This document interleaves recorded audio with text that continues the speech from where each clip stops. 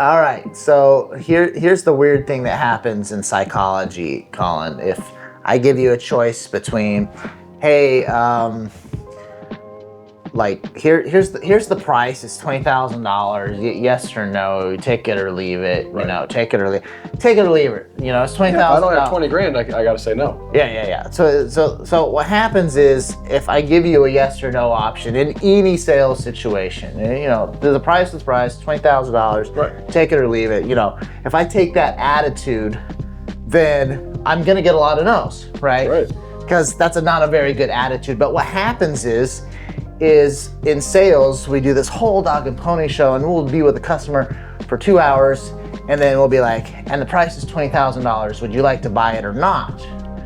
That's kind of what it's kind of like. Right. It's kind of like that take it or leave it mentality. And the problem with that is that you're giving them the choice between yes or no. That's right. Take it or leave it, right? And to overcome that, we actually give people instead 2 yes options. And what happens is anybody that adopts the mindset of I'm going to give all of my customers at least 2 yes options and just leave out the no as an option, what happens is you get more people taking one of the yes options. That's right. When you give them that no option, it's kind of like, I like to think in stories and think in visuals, all right? So imagine you're watching this awesome movie, all right? And pick your favorite, like your favorite genre, all right? I don't mean to give you a genre. You're watching your favorite movie, and you got your favorite character, and your favorite character is overcoming some cool stuff, right? And you know, going through some crap and about to overcome it and like be on the other side, and they just die, and the movie ends. All right? That's what happens when you go through the 2-hour dog and pony show and give them a yes, no option, right? Your main character dies, the movie's done, right? Is that fair? Story over. Yeah. Because if they say yes or no, or if they even say the dreaded, I've got to think about it. That's right. Wow. There you go. Add them to the list of everybody else that said that they need to think about it because you gave them a yes or no option. That's right. Right? That's it. So, when you give them a yes or yes option, what choices do they have but to say yes? Yeah. They might try and say yes to this one, but blah, blah, blah, blah. You got the yes. Yeah. All right. Awesome. Cool. And technically, the worst case scenarios, if both yes or yes options don't work for you, dream customer, then let's talk about a third, a fourth, and a fifth yes option. Right. I mean, we just had a meeting today with Improvify, and we were learning about financing options, Right. and I was like, well, you know, are there any possibilities for me to be able to sell like a 0 down option? And she was like, well, yes, they are. It's going to be expensive. No, not 0 down. 0 payments and 0 interest. Yeah, right. Yeah, that as well. I mean, I was trying to get all of the different options out on the table, and she was like, well, yes, and that is a possibility, and it's expensive, and so, but it's another option, right? So like, if I'm giving you yes, option 1, yes, option 2, yes, option 3, and none of those work for you, well, what about yes, option 4 and 5 and 7 and 10 and 12? Why don't I just keep on giving you yes options until we come up with the yes option that's right for you? That's it. And that's I think where about the time I bought this building, and I made like 5 or 6 offers in writing to this guy, but his sales rep, his real estate agent, sucked so bad that he couldn't relay the information well. Right, so we just got denied on all of them, and I made every offer under the sun, from like, I'll empty all your stuff out of it, to you can have 6 months to empty all your stuff out of it, to I'll buy all your stuff. How much is it worth, right? Like, and I'll take care of getting rid of it.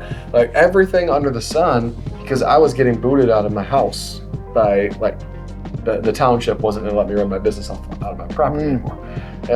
So I needed to find a place, and eventually I was just like, all right, piss on it. Like, forget this guy. He's not even counter offering. This is ridiculous. I didn't realize it was his realtor who sucked. So fast forward 3 months later, and they come back and like, hey, we want to reopen this. And I said, the only way this is opening up is if we sit around a table. Within 5 minutes, this guy and I were shaking hands on a deal that I had written him already, but it wasn't relayed to him properly. All right.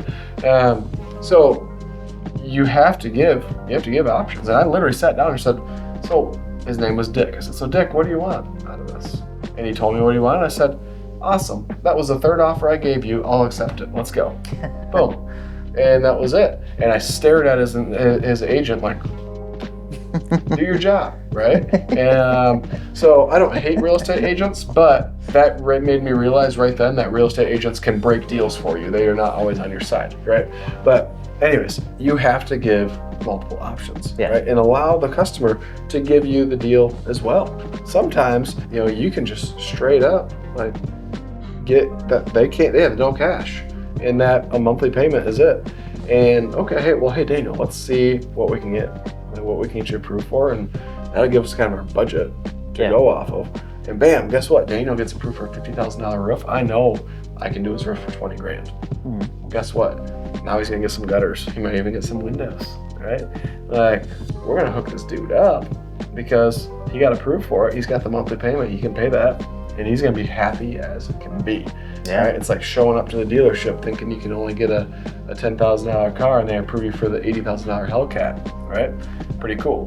So let's use the example from the previous video where we did the offer stack and you said, okay, this is a $70,000 value. Yep, we got a $70,000 value, and we can do this. That's the value, Daniel. Right? So your actual price, we can do this two different ways. One, I can get this to you for $260 per month.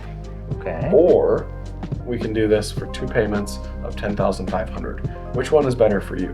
And then I turn it to him and I put the pen right there. 2 choices. That's it. $260 per month or 2 payments of $10,500. Sometimes I'll get a question on that. Well, this is for the Golden Pledge. Yep, the 25-year workmanship warranty. I just go back up here, that $25,000 value there, and I'll $25,000 value. Yeah. That they're only paying $260 a month for. Yeah. Right? And they're like, oh, well, how long does that term? Well, you know what? We got to get you approved for that and everything. Yeah, but sounds like that's the one you want to go with, the $260 a month. Yeah, I'd have to do it that way. Okay, cool. Well, hey, let's get you approved, and then make sure all is well on that end, and then we can write up the agreement and get this thing done for you. Okay. How do you transition then into? Let's just role play it. Yeah, actually, I don't have that much in the bank right now, so I think we would be interested in that $260 a month. How does that work? Sweet. Yeah, super easy. I'm gonna send you a text. Your number is the one that ends in 5555, right? Yes. Okay, boom. All right, I'm texting this over to you right now. Do you got your phone on you? Yes, I do. Okay, and I send. All right, just send. Oh yeah. Okay. So cool. What is this? What's this link? So this is for this payment option, right? This is with Michigan Saves. I told you about that a little bit earlier. And you basically apply here. It's a soft credit check, so it's not a hard credit pull on you. And it tells you what you're approved for, what the monthly payment is, down to the penny. Right? Soft credit check means it doesn't affect my credit. Yep. Okay. And you put that information, you fill it all in, and it'll tell us exactly what you're approved for. And I'll find out like next week. Nope, like right now. Oh, I'll find out right now. Yeah, so get going and we'll fill it all out. You don't need to have like exact down to the penny. It's gonna ask you your monthly income, and I don't need to know it's $6,742.26, right? Okay. Just put 67. So whatever. If I click on this and start filling it out, like you're gonna get inundated with a bunch of spam text immediately, and they're gonna take over your phone. Oh my goodness. No. It's not like that at all. You click it, it's self fill out. I'm here to help if you need it. Okay, all right. So do I have anything to lose by filling this out? Nothing. Okay, so is it all right if I fill it out tomorrow?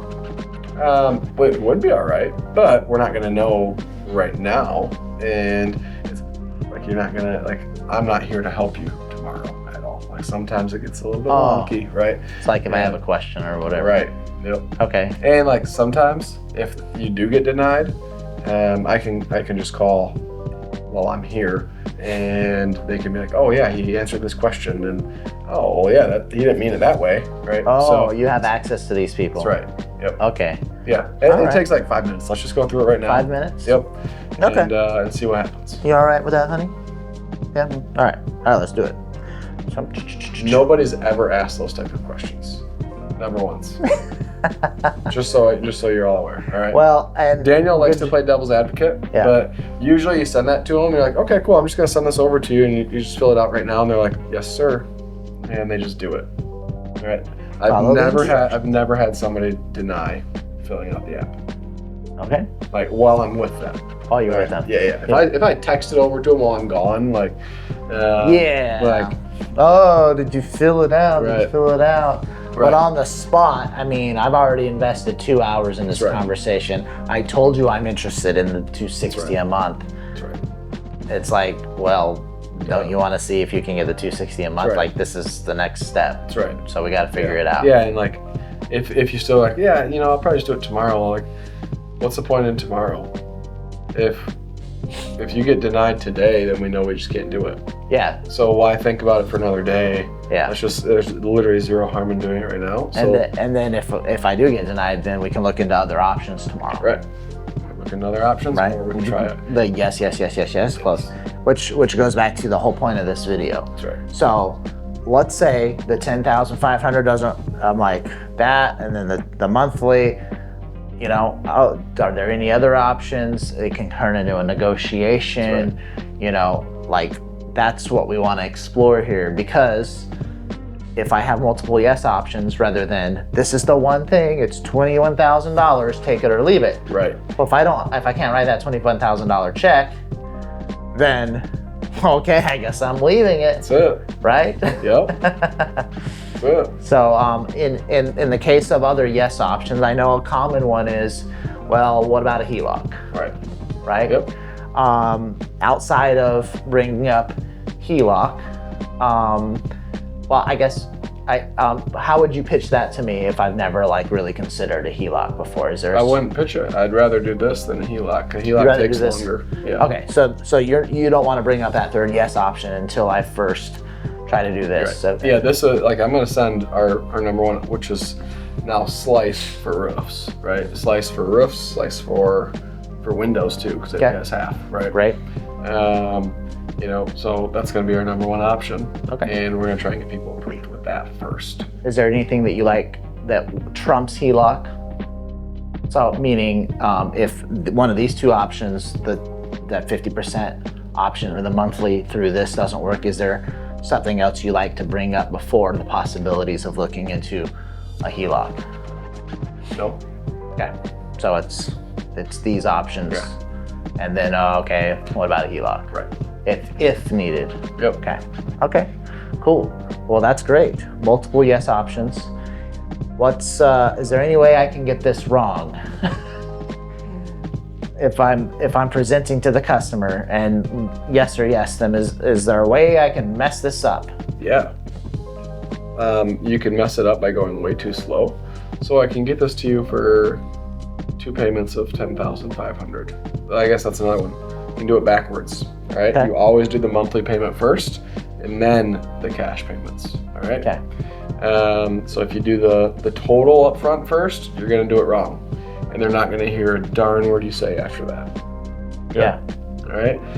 So that's number one. Number two, waiting too long. So you say I can. Or not saying it confidently is kind of what you're saying. Yep. Yeah, where you're butchering it, right? Yes. And then 260 a month. Or even saying things like, I could probably get this to you somewhere around $260 a month. That instills doubt in them. All right, just say it confidently. Yeah. I can get this to you for about $260 a month, or 2 payments of $10,500. Which one's better for you? Just rip the Band-Aid. That's right. Rip the Band-Aid. Smack them in the face with it. Right? Love it. That's it. All right. Well, anything else I need to know about the yes close? Don't know yourself out. Don't know yourself. It's too easy. It's really easy to set yourself up for failure and give them a yes or no option. It's super simple to do that.